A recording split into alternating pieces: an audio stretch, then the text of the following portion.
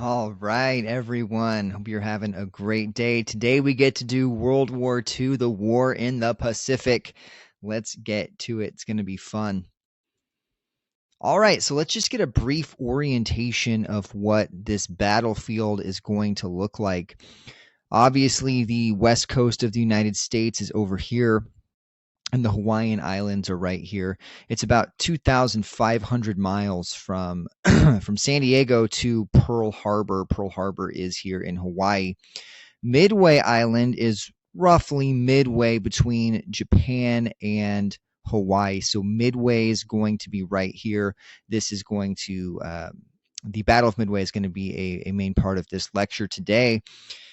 Japan itself is over here. We've got China over here. The United States, at least until the Japanese Empire took control of it in 1941, had its own little empire here in the Philippines.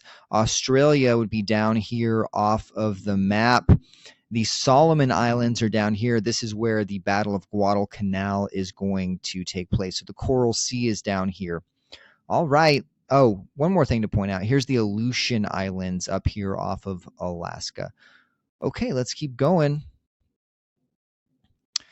All right, so before we really get into it, let's just do a little lead up to Pearl Harbor and what was going on in Japan at the time. So, as we've discussed before in this course, the Japanese people went through massive industrialization from the mid 19th century onwards and really caught up with the West in a number of ways, in industrialization, in government. So over here, we've got the Japanese emperor. This is Hirohito. There had been a long campaign up to the run-up of World War II to really cause the Japanese people to view the emperor as a divinity, as this revered figure. So he is going to be the emperor during World War II. However, there's great debate concerning how much leeway he actually had to call the shots. The guy that's really going to be in charge is Hideki Tojo right here. Tojo is going to be the top general of the Japanese army. So throughout the 1920s, Japan gradually went from being a democracy to being a military state, where the Japanese army really took control, killed freedom of thought, and took over. And it's going to be this militarist Japanese state that is going to plunge Japan into World War II. Now, the third figure on this map is Isoroku Yamamoto. Yamamoto, he does not have as much power as these other two gentlemen, but he is going to be the mastermind of Pearl Harbor. He's going to be the most famous Japanese admiral during the war. Ironically, he's not going to be for this war. Yamamoto, he's actually a historical figure I have quite a bit of respect for. He traveled to the United States. He actually went to Harvard for a few years, studied English. He was a naval attaché in Washington, D.C. And when he was a Harvard student, he had a very small stipend from the Japanese government. He was a naval officer at the time, learning English. This was early 1920s, I believe. And he had this money, a stipend, to support himself as he was learning English, and the Japanese state was paying for it. And so he would skip meals to save money so that he could travel around the United States and really see what the United States was all about. He believed, because of this travel, he believed war with the United States was idiotic. He said something along the lines of, anyone who has seen the oil fields in Texas and the automobile factories in Detroit would know it would be foolish to go to war with the United States. And what he's talking about there is he's talking about the United States' industrial capacity and the vastness of its natural resources. So as Yamamoto rises in the ranks, and as we get to the late 1930s, and the Japanese state, the militarist Japanese state, is itching for war with the United States, Yamamoto is going to be a voice saying, no, we cannot fight the United States. They are too big. They're too powerful. Yes, they might be in a Great Depression right now. They might be focused on Europe. But if we awaken that beast, they will crush us. If the industrial might of the United States is able to be mobilized, Japan cannot stand a chance. Unfortunately, Yamamoto was not listened to. So as the 1930s progressed and Japan took more and more territories in the Far East and became more of a pariah to the United States, um, he said, we shouldn't be doing this. Eventually, the United States froze Japanese assets internationally, which made it very hard for them to buy oil. So because we did this, they felt like they had to start war with us so that they could get access to oil and not have to change their policies. So Yamamoto is against starting war with the United States. But once his leadership decides we're going to start war with the United States, they put him in charge of planning the Pearl Harbor attack.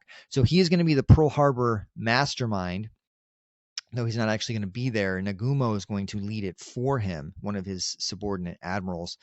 But there's Yamamoto, a very interesting figure. So through the 1930s, Japan becomes more militarist, and they decide to attack Pearl Harbor. So here it is, December 7th, 1941, that date which has indeed lived in infamy. The United States was totally caught off guard at Pearl Harbor. About 3,400 American service members died. And probably worse than that, not to sound disrespectful of those that gave their lives, but from a strategic standpoint, probably worse than that was the fact that we lost so many battleships on that day. So you can see right here, this is the USS Arizona exploding. This is Battleship Row. So the Japanese aircraft were able to fly in right through here and launch their torpedoes on these dark targets that were sitting ducks. The Japanese carrier strike force snuck to about 400 miles north of Pearl Harbor, which is on the island of Oahu in Hawaii. A complete surprise. Launched their planes. When the attack happened in Hawaii, we were so unprepared for war, class. Remember, we were isolationist at this time. We felt we were so far away from any danger, especially our troops out in Hawaii. A place that most Americans hadn't even heard of, Hawaii, at this time. When the Japanese planes started bombing Pearl Harbor on December 7th, 1941, a Sunday, people thought it was a drill. Like for an hour after it was happening, radio broadcasters came on saying, this is not a drill. Get up and fight and do what you can. People thought, oh, this is a really realistic drill. They've got smoke bombs. This is great. We were not ready for war. Even when the war hit us in the face, we did not know what was happening. I think I've got an interesting video to share with you quickly here. Yeah, here it is. I can share my desktop.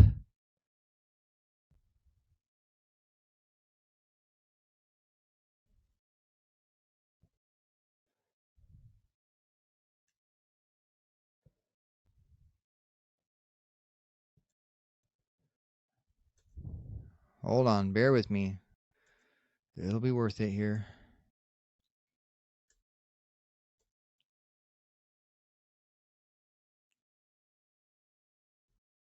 Okay. This is the footage of the USS Arizona exploding. It's kind of hard to envision this. So here it is. This is the real footage. You see that explosion, absolutely massive. Remember, these battleships represented the prestige and might of the United States. Guys, look at those flames. That was a dive bomber attack that went through the main deck in the USS Arizona. and it went into the magazine, which means it blew up all of the ammunition that was in the USS Arizona. You see here, and this is actual footage from Pearl Harbor. You see anti-aircraft fire going into the sky. It's really hard to see the Japanese planes with this 1941 video, but there it is. Okay. The big lucky side of Pearl Harbor was our aircraft carriers were not there. We did not know how important this was at the time that our aircraft carriers weren't there. But fortunately for us, and again, we hadn't realized it yet, but battleships just weren't that important anymore, because now battleships can be sunk with one or two little tiny airplanes. So the USS Enterprise and the USS Lexington are not in port, which is just luck, okay? And because of that, we're able to carry on the war in the Pacific really rapidly. So we luck out there. All right, let's keep going. So right after Pearl Harbor happens, the Japanese Empire thrusts out across the entire Pacific, take hundreds of territories. So this is not just a one-off thing. They also launch attacks on the Philippines and Malaya and many other places this day. Class, on the Philippines, we're still not ready for war. The American government is in chaos at this time. Even when word has reached everyone, Pearl Harbor's been attacked. A lot of people don't believe it. We leave our airplanes in the Philippines just sitting out there in rows, and a few hours after Pearl Harbor, more Japanese planes arrive at the Philippines and wipe out almost everything we have in the Philippines, because we were not prepared. Even after Pearl Harbor, we were totally complacent. So here's a question: as historians, we have to ask ourselves, how could an attack like Pearl Harbor happen? How could we be so surprised? And I'm just going to share a little anecdote with you that I think is really, really insightful. So in early 1940, the Japanese government put into service a brand new fighter aircraft, the A6M-0, which you see on the right of the screen. The A6M-0, when released, was arguably the most advanced and effective fighter aircraft in the world. It can outclimb, outturn, and outmaneuver any other plane. That may not mean much to you, but it meant a lot to the American pilots that had to go up in the air in 1920s American technology. This is the Brewster Buffalo here. Fat, heavy, can barely turn, can barely climb. It's a big deal for these guys who have to go up against the Zero in the air. Once the war starts, American aviators are shocked at how amazing the Zero is. It is absolutely slaughtering our pilots left and right. Hundreds of pilots go down in the first few months of the war, shot down by these Zeros. What's tragic about this is we knew how good the Zero was, or at least some Americans did. But we were so biased against the Japanese that we did not listen to our own intelligence reports. So what happened is there were Americans flying in China in 1940. They're called the Flying Tigers, and they were volunteer fighters, American pilots fighting against the Japanese, supporting the Chinese. And the general of the Flying Tigers, he encountered the Zero, him and his men encountered the Zero in combat and realized how deadly they were. They actually developed tactics to defeat the Zero, and he sent all of this information back to Washington, D.C. And the intelligence bureaus ignored him, ignored this American general, commander of the Flying Tigers, because we could not believe that Japanese people were smart enough to invent a machine like this. There were all sorts of terrible racial stereotypes around the time. Our intelligence community literally believed that because Japanese people's eyes appeared to be slanted, that they could not see well, therefore they could not be good pilots, therefore we had nothing to worry about.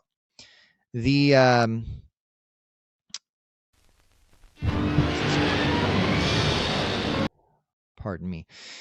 The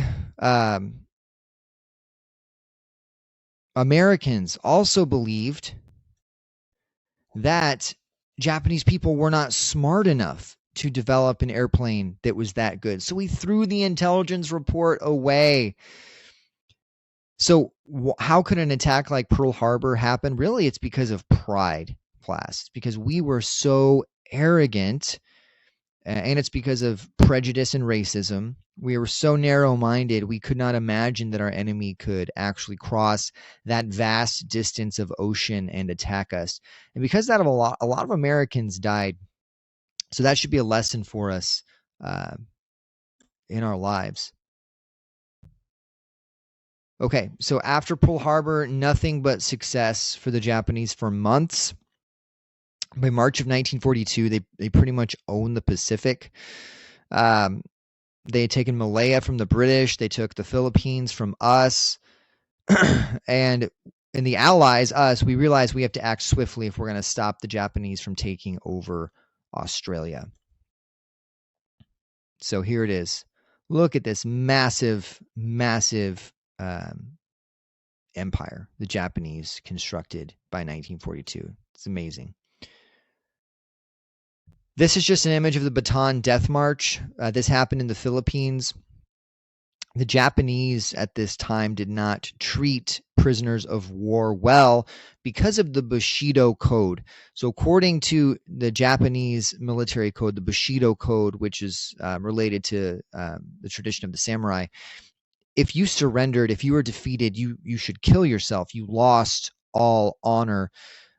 Because of that, the Japanese did not treat prisoners of war well. So the Bataan Death March was this instance in the Philippines where thousands and thousands of Allied troops were captured and forced on this march, and many of them died on this march to prisoner of war camps. If you stepped out of line, you were shot. If you slowed down, you were shot. No food, little water.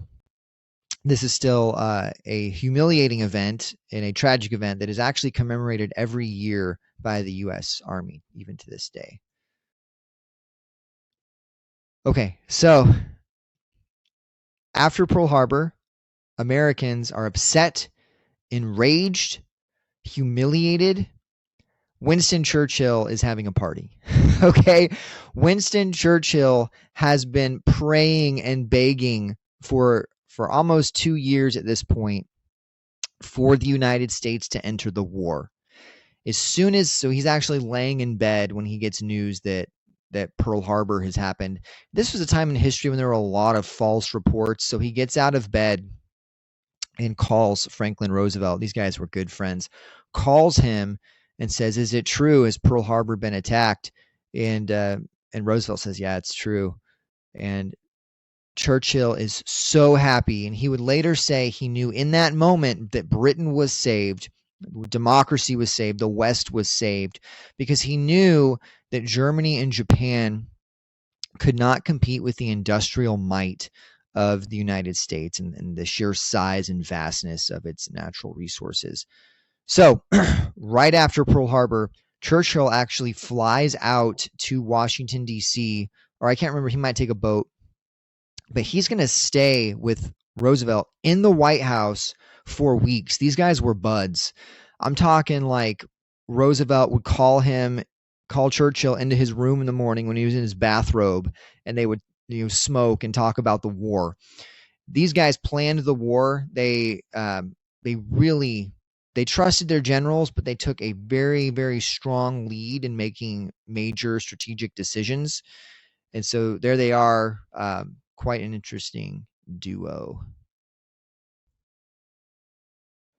And one of the things they decide right away is that there's going to be a Europe first strategy, meaning the U.S. is going to defeat Germany before it defeats Japan.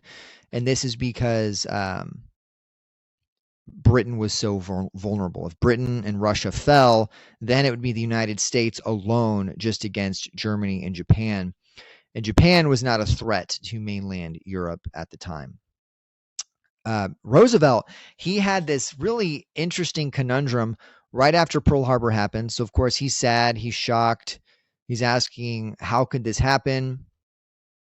of course, in a way, he's responsible for it as the president of the United States, but he's also happy in a way. He's relieved because now he can finally prosecute this war that he thinks America should have been in for quite a while. So he has an interesting decision to make, because when he goes to Congress the next day to ask for a declaration of war, he does not ask for a declaration of war against Germany. Because if he had done that, a lot of Americans, a lot of isolationist Americans would have risen up and said, with all due respect, Mr. President, Germany didn't attack us. Japan attacked us. We need to attack Japan and not get involved with Germany. FDR, so he's in this weird spot. He wants to declare war on Germany, but he doesn't. 3 or 4 days later, Hitler, on a whim, just declares war on the United States. Okay. So another really foolish decision from Hitler, because now FDR doesn't have to convince Americans to fight Germany. Hitler's just like, we can beat the United States too, because he had an alliance with Japan. So he just declares war on the United States after an hour-long speech. And then Roosevelt's like, ching, okay, now we can declare war on Germany too.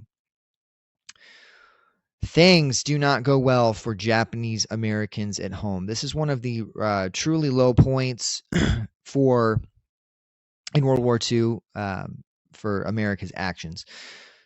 So in 1942, the United States government rounds up 110,000 people of Japanese origin.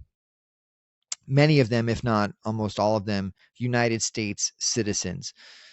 We round up the Japanese people of Japanese descent living on the West Coast only, because we are worried about a Japanese invasion of the West Coast.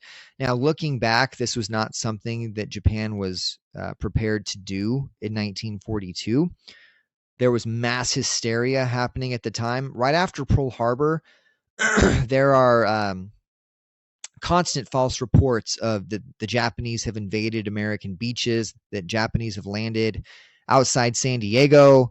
There's calls on the radio for every man to grab his shotgun and drive to the beach to repel the invasion and on the West Coast, which people are doing. Like, we're going to go fight the Japanese when they're not, they're 10,000 miles away. So this is a time of mass hysteria. In class, this is something we should keep in mind. When we are afraid as a country, we restrict civil liberties.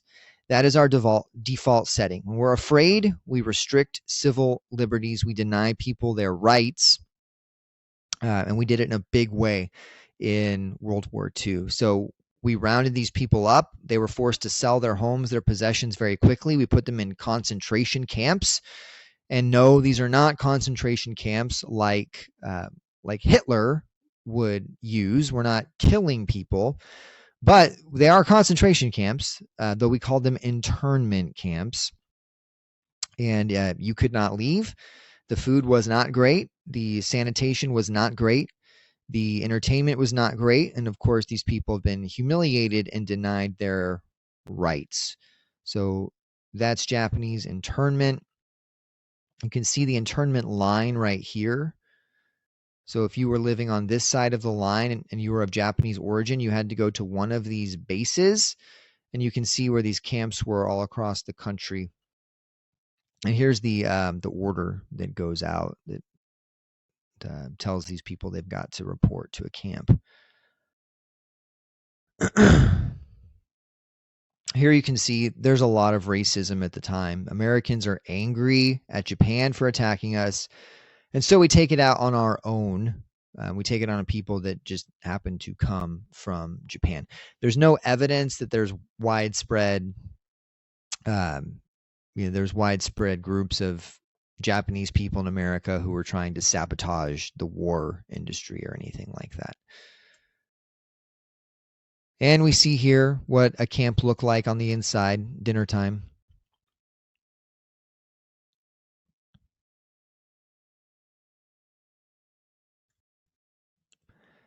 Here we go. This is Fred Korematsu. So he would sue and it would go to the Supreme Court. And he says, no one should ever be locked away simply because they share the same race, ethnicity, or religion as a spy or terrorist. If that principle was not learned from the internment of Japanese Americans, then these are very dangerous times for our democracy. I believe he was saying that in the context of modern terrorism. There's Fred Korematsu. So he is an American citizen who is interned.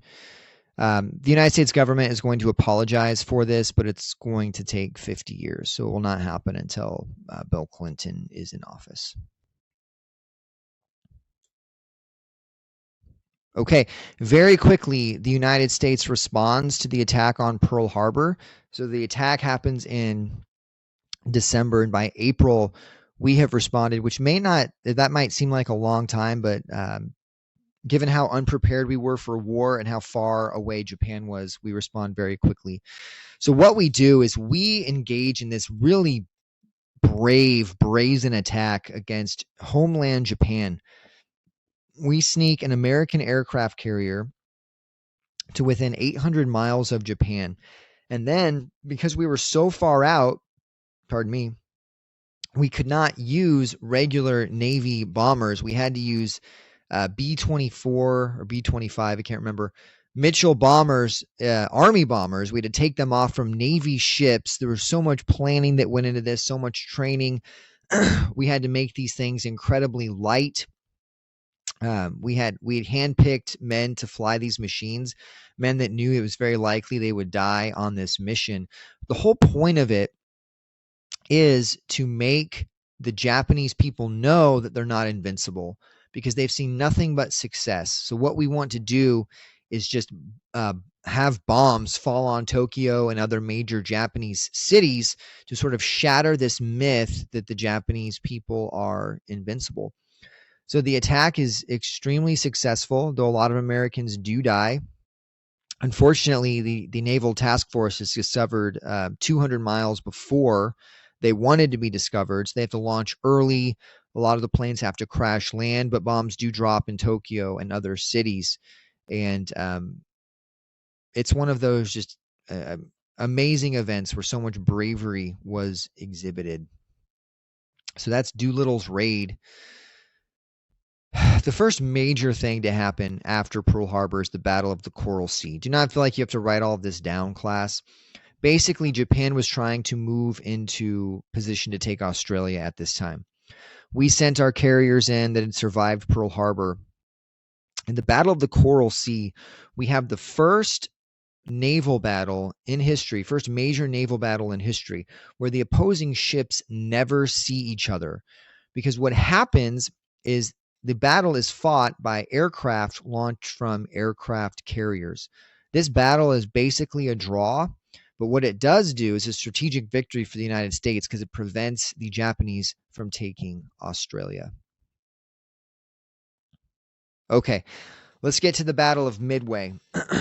So, this is in June. It's going to be in June 1942. So, that man right there is Joseph Rochefort. Joseph Rochefort was the commander of Station Hypo. Hypo was its official name was the Combat Intelligence Unit, and it was at Pearl Harbor. All throughout early 1942, Rochefort and his men are trying to crack the Japanese naval code. We, Americans, have cracked the Japanese diplomatic code a long time ago, but we weren't able to crack their naval code yet. And this is what allowed Pearl Harbor to happen. So Rochefort has this unit. They're in the basement at some building at Pearl Harbor, and they're really eccentric people. A lot of them, Rochefort's going to walk around in a bathrobe wearing slippers. These guys are going to work 20, sometimes 24-hour days where they're just taking little power naps. And what would happen is Japanese intel would come in via radio waves constantly, and it would come in on a teletype. So it would go, and the teletype would get the code, and it would punch it out of this machine in long strips of paper. And if you would look at this code, it would just be a garbled mess of letters and numbers and symbols. And so these men would take all of these ridiculously long pieces of code, and they would just sit there and start looking at them. And they would record the time, the date, the location the message came from. They would have this jumble of code, and they had to somehow crack the Japanese code. They also had to be able to speak Japanese in order to crack the code, and they had to understand Japanese naval jargon in order to crack the code. So what happens is during the Battle of the Coral Sea, there's so much radio chatter coming through the airwaves. They get so much code, and they have so many events they can tie to pieces of code. And the Japanese make enough communications intelligence mistakes, meaning they make broadcasts that are uncoded as well. Taking all of that information, taking the teletype pieces, taking how pieces moved on the map, taking non-encoded radio messages. Eventually, these men are able to crack the Japanese naval code in early 1942. This was an incredible advantage for the United States, and we're going to use this to great effect during the Battle of Midway. So what happens is one day these guys are sitting, they call this place the dungeon, and all of a sudden the teletype starts going. Some Japanese ship is broadcasting, and they can read the code now, and they say, okay, the message is saying there's a Japanese attack is going to happen in the near future, and it's going to be somewhere in the Eastern Pacific.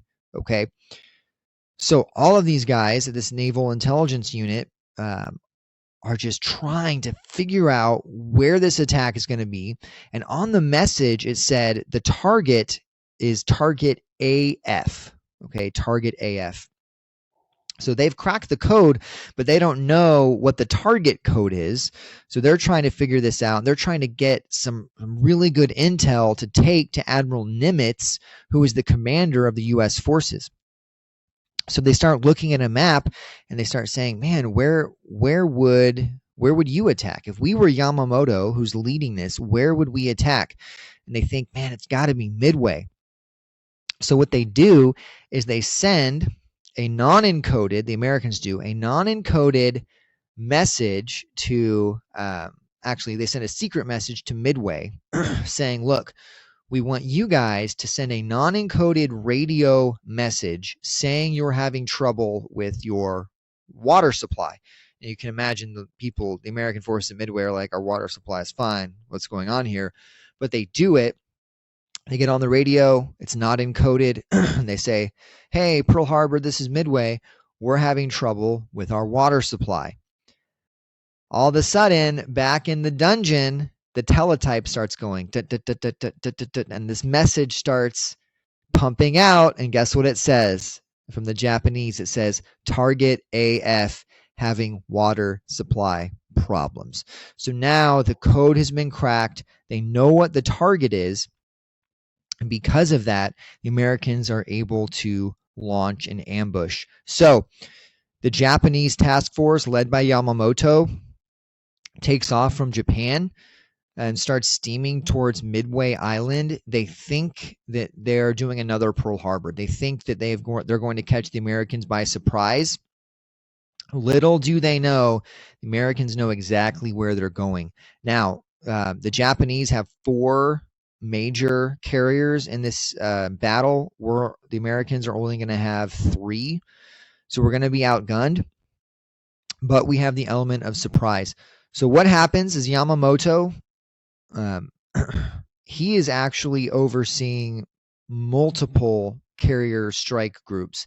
He's overseeing an attack on the Aleutians, on Midway from Central, Midway from South. So what Yamamoto is going to do, he's going to hang back in his battleship and command things, but Nagumo is going to be in charge of the main force that goes into Midway. All right. So just back to the big picture real quick. So because we've broken their code, we know that the Japanese carrier strike force, which was called Kido Butai, is going to come right on this angle towards Midway. So what the Americans do is the Americans come up north. Americans come up north and lay in ambush, waiting for the Japanese to come. So here's Midway Island down here. Nagumo at this point is going to be in charge of things. Yamamoto's hanging in the back on his battleship, overseeing many attacks. So what Nagumo does, he gets within range. On June 4th, he gets in range of Midway, and he launches a massive aerial attack on Midway Island. Now, we knew it was coming, so we had moved all of our planes and everything important off of Midway. So there's very little that comes from that attack. When he launched his planes to attack Midway, he also, what they would do is they would launch flights. So his aircraft carriers are right here. They would launch flights out in a pattern like this, reconnaissance flights, looking for American ships. So you would just, your whole mission, if you had this job, would be to sit there flying for like, 10 hours out, 10 hours back, looking the whole time, looking for planes, looking for ships, so that you can radio back to your ship and say, hey, there's the enemies here. So Nagumo, on this morning of June 4th, he's sent out all of his reconnaissance planes, and he has not gotten a single report back of anything, okay? These reconnaissance planes have missed the American ships. So what happens is when his planes are coming back from Midway, he's told, look, Nagumo, Admiral Nagumo, we need to launch another attack on Midway. It wasn't very effective. Nagumo is sitting there with his aircraft carriers, and he's got these aircraft carriers who are loaded with airplanes that have torpedoes on them, because he's waiting for an American aircraft carrier to show up. He's going, man, I don't want to launch another attack on Midway. If I launch another attack on Midway, I have to take the torpedoes off of my planes, and I have to put bombs on my planes. That takes a long time to do. What if I take the torpedoes off of my planes and I put bombs on them, and all of a sudden I get word that there's an American aircraft carrier in the vicinity? It's really hard to attack aircraft carriers with the types of bombs that the Japanese had. They wanted to attack ships with torpedoes. So he kind of hesitates and he goes, you know what? I have not gotten a single report of an American carrier. Go ahead, change out all of these airplanes on my decks, take the torpedoes off, put bombs on. What has to happen there is they have to take the planes from the top of the deck, they have to take them to the elevator, lower them down the elevator, go into the ship, take off the torpedoes, put on bombs. It's a long process. While this is happening, one of his scout planes is flying over here, and the scout plane's actually making the return journey. And all of a sudden, the Japanese scout plane sees American ships. So he radios to Nagumo and says, I see American ships, but his report is very vague. He doesn't say if there's aircraft carriers or maybe they're just destroyers. So Nagumo goes, what should I do? Should I take my now bombs off and put torpedoes back on? What should I do? I don't want to get hit by an aircraft carrier. He says, okay, stop taking the torpedoes off. Just hold on for a second. He radios back and says, what kind of ships? Doesn't get anything for a while. Then finally, he gets word that there's an American aircraft carrier here. And now you can just imagine Nagumo is just, his body's probably rushing with adrenaline as he realizes, oh my gosh, I might be caught in a trap right now. So instead of just launching his planes as is, he says, okay, take off the bombs from my planes and put torpedoes back on them. And what this does is it causes all sorts of delay for the Japanese. Nagumo did not think American air power was going to be very effective in attacking him. And he had good reason to believe that. He'd been attacked a lot by American planes. American planes were slow at this time. They were not nearly as advanced as the Japanese planes, at least most of the planes we were putting up in the air. And he thought he was going to be able to just sort of brush off an American attack and then go after the American carriers. He's also worried about Midway. So Nagumo, he makes this choice, and historians have lambasted him for it, but we have hindsight. Anyway, he's trying to weigh all of this. What type of ordnance should I have on my planes? Where is the enemy? Is an attack going to come from Midway? Is an attack going to come from American aircraft carriers? Where are the aircraft carriers? Where are my reconnaissance planes? Am I getting good reports or am I getting false reports? What kind of every hour or so he's got to land all of the fighter escorts that are circling his ships and refuel them and get them back up in the air, and that takes deck space, and there's so many aircraft on these aircraft carriers and so little deck space, and you can't land fighters at the same time you're landing bombers and torpedo planes. This is called the fog of war class. It's confusion, it's chaos. So what happens when Nagumo is trying to make these decisions is American torpedo planes start arriving on the deck. This is the pattern they fly in on these U.S. strike forces. A lot of our torpedo planes we're using in this attack are really old and slow. They fly low, they fly slow, they fly right above the surface of the water. When they get close enough, they drop one big torpedo and hopefully hit the ship. So what happens is all these American torpedo squadrons start arriving, but they do not arrive at the same time. They arrive one after the other. These are, again, low and slow planes. Torpedo Squadron 8 is the first one to arrive. They come in and attack the Japanese aircraft carriers, and every single one of them is shot down. Interestingly enough, one of these guys, American guys, lands in the water and is able to hold on to a flotation device, and he witnesses the whole battle and he survives. But all these American torpedo planes start arriving. The American attack is really uncoordinated. Again, we're not really ready for war yet. So we're launching planes from the Yorktown. We're launching planes from the Hornet and Enterprise, but we're not telling them all to go to the same place. We're trusting the individual squadron leaders to get there. So some of our planes never even see a ship that day. But what happens is all of these torpedo planes start coming in low and slow from the southeast.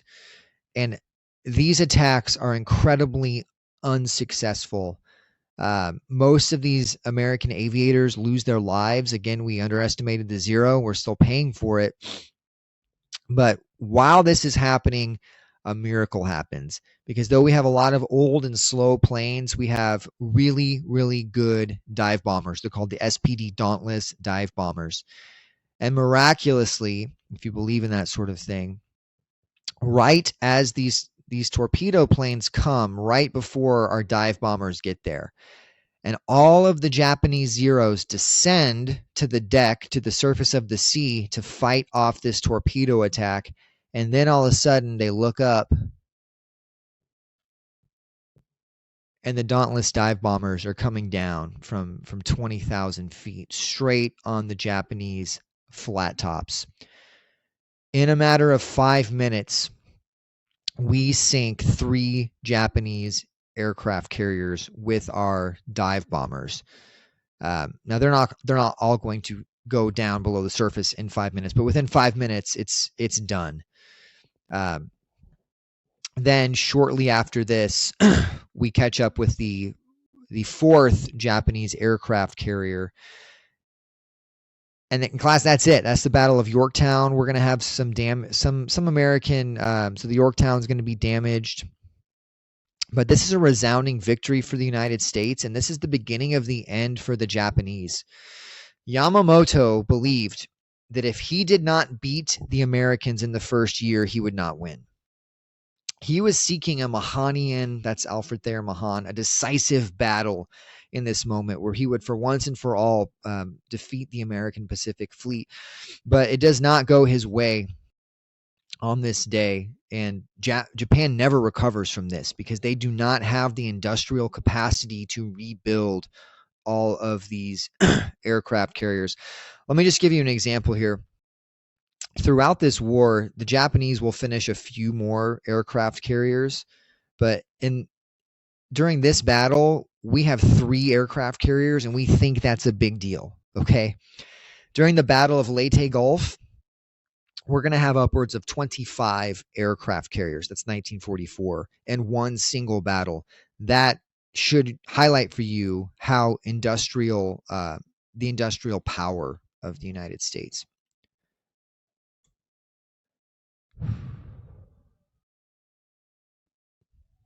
Okay, I think we got all that. All right, in August 1942, we decide to invade Guadalcanal. Guadalcanal is in the Solomon Islands. We're going to do one land battle in the Pacific in World War II, and it really goes the way of almost every other land battle or one of these island hopping battles. And I just want to highlight why we beat the Japanese here. So here we go. This is Henderson Field on Guadalcanal.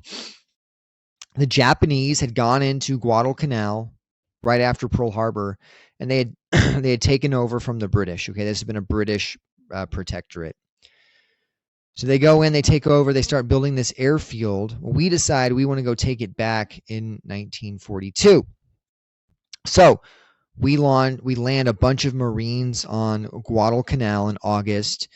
These guys are using a lot of World War I equipment. They're not really well taken care of by their government. They're sort of rushed into Guadalcanal with a big troop landing, and then all of our ships have to leave because the Japanese Navy is everywhere. So we abandon these guys on Guadalcanal and say, hey, go and take it. Now, here's the strategic picture. Here's Guadalcanal. It's 600 miles to the nearest Japanese air base at Rabaul. Okay. What's going to happen is the Japanese are going to fly air attacks every day to Guadalcanal, 600 miles down, 600 miles back. And every day, so we have this little airfield there, our Navy guys are going to go up and our Marine aviators, and we're going to fight them, and we're going to down Japanese aircraft. Now, one big difference between the American perspective and the Japanese perspective during this war is if you're an American and you're shot down, we will go and rescue you because you're a skilled pilot and we think you're going to be useful again. Because of the Bushido Code, if you are a Japanese fighter pilot and you're shot down, you don't want to be rescued because you've lost your honor. So what happens is over the 6+ months of this battle, the Japanese just keep sinking their best pilots and their best planes into this battle. And it's not like we're much better than them in the air, but we can replace our losses. Okay, it's kind of like what Grant did in the Civil War. He knew he just had to keep losing troops in order to force Lee to lose troops so that eventually the North would win. It's the same thing.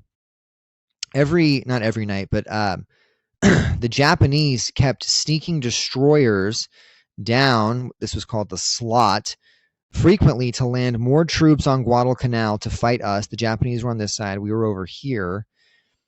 And they were never able to get these troops off. They were never able to feed them. Thousands and thousands of Japanese troops starved on Guadalcanal. At the very end of this thing, which this is going to happen on most islands in the Pacific, the Japanese troops that are left charge us in banzai charges, and we just mow them down with machine guns. Because again, it was not honorable to lose. So what I really want you to take away from this is America had a crazy industrial capacity. We also thought it was okay to surrender and it was okay to lose. And, maybe you should surrender if you've done everything you can, or maybe you should jump out of your plane and let your plane crash into the sea and then swim back to the ship and live to fight another day. The Japanese have the opposite mentality. If you lose, if you get shot down, you've lost your honor. You might as well take your own life. So what happens is the Japanese just start losing pilots, losing ships, losing war material, and they can never replace it. Okay. And this was why Yamamoto thought if they can't win in the first year of the war, they would not win. So class, we don't have time to go through the rest of the war in the Pacific in detail, but just to give you the brief overview, there's going to be two major offensives in the Pacific. One's going to be led by Douglas MacArthur. It's going to go through New Guinea into the Philippines. One's going to be led by Nimitz, and it's going to go through Guadalcanal, in Iwo Jima, Okinawa, and eventually by 1945 we've gotten very close to Japan, and we'll talk about how the war ends later. Now it's time to get back to the European theater. Hope you guys